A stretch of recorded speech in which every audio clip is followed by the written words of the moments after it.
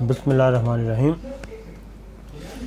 آج کل ایک سوشل میڈیا پہ ایک بہت از خود ایک بحث چھیڑ دی گئی ہے کہ یہ ملک میں اسلامی صدارتی نظام آ رہا ہے اور یہ اگر آیا تو پاکستان کا وجود خطرے میں پڑ جائے گا۔ پھر کہا جاتا ہے جنرل ایوب خان نے یہ صدارتی نظام لائے تھے تو پاکستان نتیجے میں دو لخت ہو گیا تھا، مشرقی پاکستان علیحدہ ہو گیا تھا۔ پھر یہ کہ اگر اس دستور کو چھیڑا گیا، 73 کا دستور متفقہ ہے اور اس کو چھیڑا گیا تو نہ جانے کیوں کیا ہو جائے گا اور دوبارہ اتفاق نہیں ہو سکے گا، اور اس طرح کی چیزیں، اور تاثر یہ دیا جا رہا ہے کہ یہ ہماری جو اسٹیبلشمنٹ ہے یہ چاہتی ہے کہ جناب، اور پھر یہ بھی کہا جاتا ہے کہ جناب عمران خان کسی ایک دن اناؤنس کر دیں گے صدارتی نظام۔ یہ ساری باتیں بالکل میں کہوں گا نان سینس ہیں، اس لیے کہ پہلی بات ہے کہ پھر یہ بھی کہا جاتا ہے کہ جی 1973 کا دستور جو ہے وہ بڑی مشکل سے بنا تھا اور اس پہ یہ متفقہ ہے، اور اگر اس کو چھیڑا گیا تو نیا دستور جو ہے اس پہ اتفاق نہیں ہو سکے گا۔ تو یہ میرا خیال ہے تاریخ کو مسخ کر کے پیش کر رہے ہیں ہمارے تجزیہ نگار۔ نمبر ایک تو یہ کہ ایوب خان کا جو صدارتی نظام تھا وہ صدارتی نظام نہیں تھا، وہ شخصی حکومت تھی، ون مین شو، ون مین گورنمنٹ تھی، اور وہ سب کچھ انہوں نے 1962 کا دستور جو بنایا تھا اس میں انہوں نے زیادہ سے زیادہ اپنے آپ کو پروٹیکٹ کیا تھا، اور اس میں دیر پا چیزیں نہیں رکھی تھیں، اور انفیکٹ جو صدارتی نظام ہوتا ہے، پولیٹیکل سسٹم ہوتا ہے، سول سسٹم ہوتا ہے، وہ نہیں تھا۔ ایک بات۔ دوسری بات، پھر یہ کہا جاتا ہے کہ 73 کا دستور ایک متفقہ دستور ہے اور بالکل ہے، اس میں کوئی شک نہیں، اور اگر اس کو چھیڑا گیا تو دوبارہ نہیں اتفاق ہو سکے۔ 1973 کا جو دستور ہے وہ جب اس پہ اتفاق کیسے ہوا تھا، مہینے لگے تھے، مہینوں کی محنت کے بعد، اور اس وقت آج تو بالکل پولرائزیشن ہے ہی نہیں اس طرح سے جتنی اس وقت تھی۔ اس وقت کون کون سے پولیٹیکل لیڈر تھے، قدآور شخصیات تھیں؟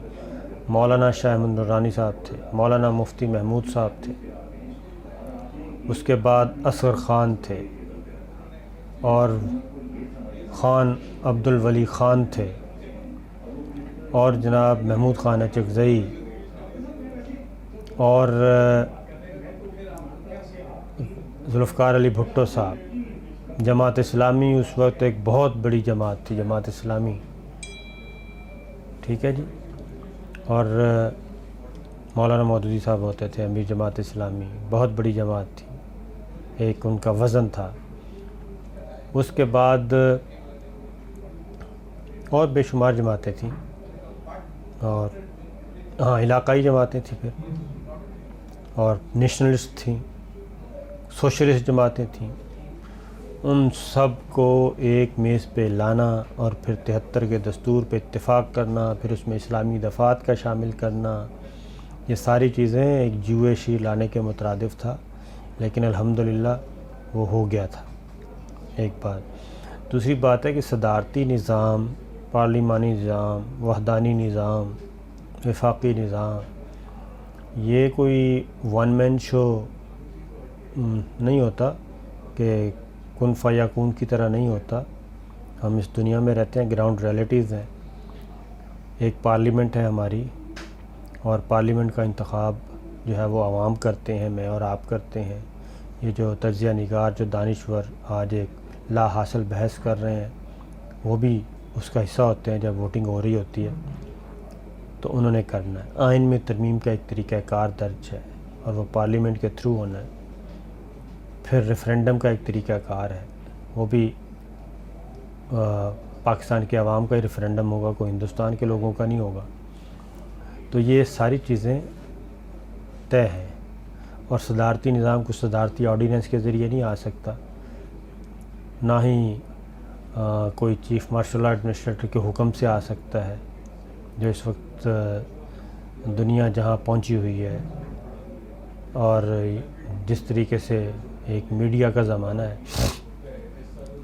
تو اس لیے بلا وجہ کنفیوژن نہیں پیدا کرنی چاہیے اور ایک نان ایشو کو ایشو نہیں بنانا چاہیے.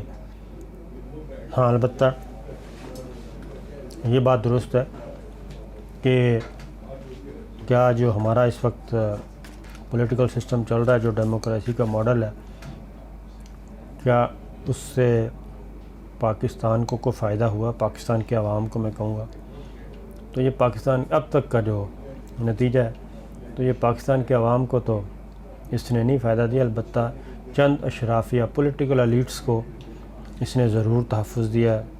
مراد یافتہ طبقے کو یہ ضرور تحفظ دیتا ہے.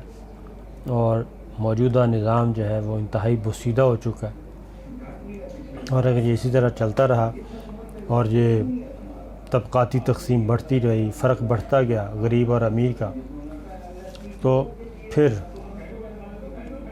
لوگ جو ہیں وہ سڑکوں پہ آئیں گے، وہ غصہ نکالیں گے. دو ہی طریقے ہوتے ہیں، ایک ہے کہ ارتقائی پروسیس جسے ایوولوشنری چینج کہتے ہیں وہ ہو جائے تو بہت اچھی بات ہے. دوسری ہے ریولوشنری چینج، جس میں پھر خون بھی بہہ جاتا ہے، پھر اس میں کئی لوگ مارے بھی جاتے ہیں. تو اس لیے انصاف کا نظام ہمارا بالکل بوسیدہ ہو چکا ہے. لوگ 40 سال تک عدالتوں کے دھکے کھاتے ہیں اور ان کو انصاف نہیں ملتا.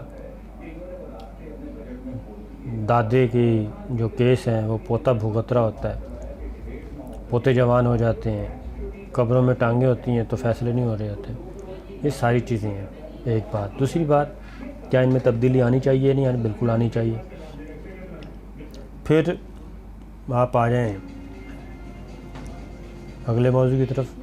یہ جو اس وقت ہمارے انتخابات ہوتے ہیں، ان انتخابات میں جو منورٹی ہے وہ حکومت کر رہی ہے.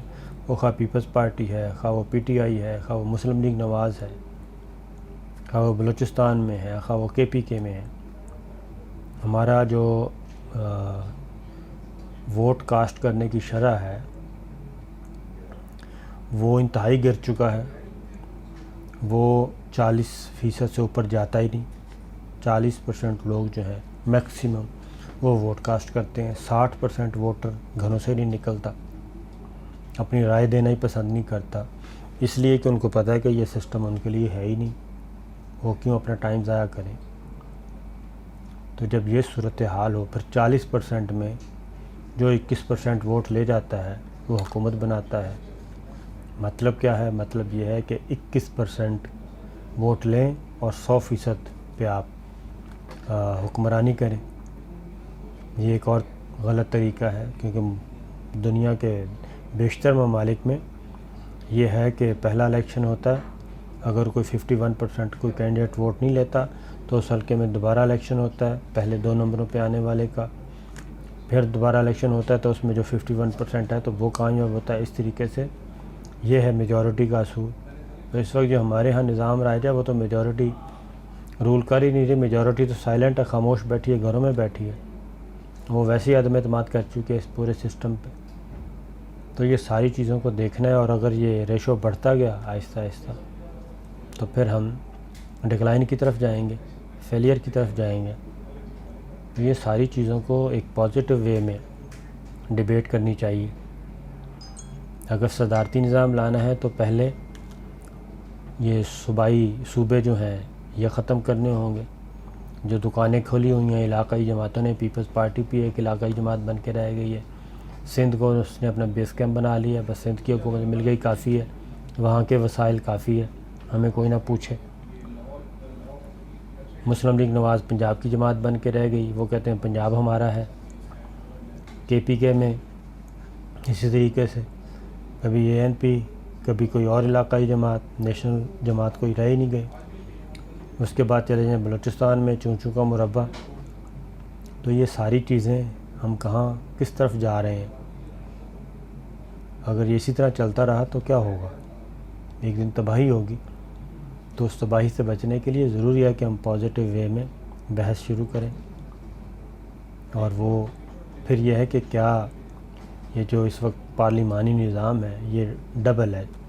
ایک طرف قومی اسمبلی ہے، صوبائی اسمبلیاں ہیں، دوسری جانب گورنر ہاؤسز ہیں، پریزیڈنسی ہے، پیرلل دو ہم سیٹ اپ قائم کیا ہوا ہے، ڈبل خرچہ ہو رہا ہے۔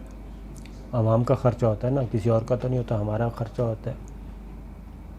تو یہ ساری چیزیں دیکھنی پڑتی ہیں۔ جن ملکوں میں صدارتی نظام ہے وہ ماڈل بھی ہمارے سامنے ہے، جس میں پارلیمانی نظام ہے وہ ماڈل بھی ہمارے سامنے ہے، جہاں حقیقی جمہوریت ہے وہ ماڈل بھی ہمارے سامنے، جہاں بادشاہتیں چل رہی ہیں وہ ماڈل بھی ہمارے سامنے ہے۔ تو ہمیں تو بہترین ماڈل کا انتخاب کرنا چاہیے اگر پاکستان کو آگے لے کے جانا ہے، کیونکہ اس وقت تو الیکشن ہوتے ہیں، اپنی اپنی علاقائی جماعتیں اپنے اپنے علاقائی زون اپنے اپنے صوبے سنبھالتے ہیں جماعتیں، اور پاکستان جائے اللہ معاف کرے جہاں بھی، ان کو فکر ہی نہیں ہے۔ وہ کہتے ہیں ہماری صوبے میں حکومت قائم ہے، بس ٹھیک ہے۔ وفاق جانے، فیڈریشن جانے، فیڈریشن کا کام جانے، اس کو چلانا کس نے ہے، اس کے وسائل کہاں سے آئیں گے، اس کا خرچہ کہاں سے آئے گا۔ NFC وارڈ ہے، وہ کہتے ہیں جناب اگر 200 روپے کا ہے NFC وارڈ تو آبادی کے حساب سے پنجاب حصہ لے جائے گا، سندھ لے جائے گا، KP کے بلوچستان۔ بھائی وہ پھر فیڈریشن کہاں گئی؟ تو یہ سارے وہ ایشوز ہیں جن پہ غور کرنا ہے۔ تو غور کرنے کے لیے ضروری ہے کہ ایک اچھی ڈیبیٹ شروع کی جائے۔ اگر صدارتی نظام لانا ہے تو اس کے لیے پہلے ایک رائے بنائی جانی چاہیے۔ ملک کو یہ صوبے ختم کر کے ایڈمنسٹریٹو یونٹ بنانے چاہیے۔ وہ ڈویژنز کی سطح بھی ہو سکتے ہیں، اوپر صدارتی نظام ہو، پریزیڈنسی ہو، پریزیڈنٹ آئیں، اور بائی روٹیشن بھی آ سکتے ہیں۔ اگر آپ نے علاقے کی بنیاد پہ بائی روٹیشن بھی ہو سکتا ہے۔ پریزیڈنٹ آئے، اپنی ٹیم لے کے آئے، جیسے کہ امریکہ میں ہے، پریزیڈنٹ آتا ہے اپنی پالیسی کے مطابق اپنی ٹیم لے کے آتا ہے اور اپنا کام کرتا ہے اور ڈیلیور کرتا ہے۔ یہ چیز پھر یہ کہ پہلے پاکستان کو مختلف چھوٹے ایڈمنسٹریٹو یونٹس میں تقسیم کیا جانا چاہیے، وہاں پہ بلدیاتی نظام کو مضبوط ترین کرنا چاہیے، اور اوپر صدارتی نظام ہونا چاہیے، جو کہ لیکن یہ سب کچھ لوگوں کی مرضی، لوگوں کی رائے سے ہونا چاہیے، اور تھرو پارلیمنٹ ہو، تھرو ریفرینڈم ہو پہلے، اس کے بعد یہ چیز ہے۔ تو اس لیے بات پوری کرنی چاہیے، کنفیئر نہیں پھیلانا چاہیے۔ میں اپنے تمام دوستوں سے یہی کہوں گا۔